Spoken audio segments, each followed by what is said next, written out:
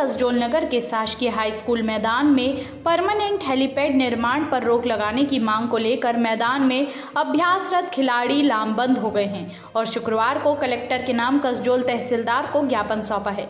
ज्ञापन में खिलाड़ियों ने कहा कि हाई स्कूल मैदान कसडोल में प्रशासन द्वारा स्थायी हेलीपैड निर्माण की जानकारी प्राप्त हुई है, लेकिन उक्त मैदान खिलाड़ियों के लिए आरक्षित है तथा एकमात्र खेल मैदान है जहां नगर के सभी युवा खेल खेलते हैं तथा विभिन्न प्रतिस्पर्धा संबंधित प्रशिक्षण भी प्राप्त करते हैं।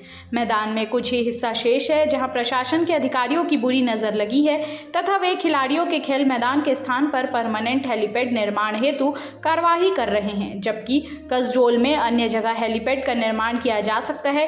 लेकिन जब से हेलीपैड निर्माण हाई स्कूल खेल मैदान में बनाए जाने हेतु समाचार मिला है, तब से समस्त खिलाड़ियों सहित नगर के नागरिकों में रोष व्याप्त है। ज्ञापन के माध्यम से खिलाड़ियों ने स्थायी हेलीपैड निर्माण पर तत्काल रोककर अन्य स्थान में हेलीपैड बनाए जाने का गुहार लगाया है। 7 सालों से खेल रहे हैं, हमारे जो सीनियर है वो और अधिक सालों से खेल रहे हैं। वहाँ पे हेलीपैड बनाने के लिए हम लोग विरोध कर रहे हैं, क्योंकि वहाँ पे एक ही खेल मैदान है और वहाँ पे 500 से 600 लोग प्रैक्टिस करते हैं। वहाँ पे आके हेलीपैड बन गया तो हम लोग विरोध करेंगे, क्योंकि वहाँ पे एक ही खेल मैदान है और बहुत से खिलाड़ी खेलते हैं और इससे बहुत आगे जाते हैं। हमें अधिकारियों से सूचना मिली है कि स्थायी रूप से हाई स्कूल मैदान में हेलीपैड का निर्माण किया जाना है।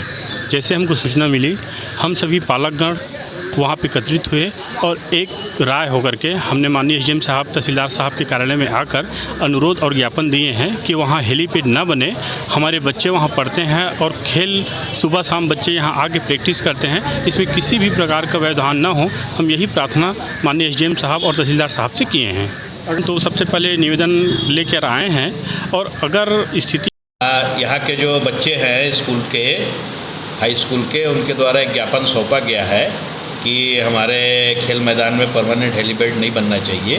माननीय मुख्यमंत्री महोदय के प्रवास, जो संभावित प्रवास है, उसके मद्देनज़र स्थान का चयन किया गया है।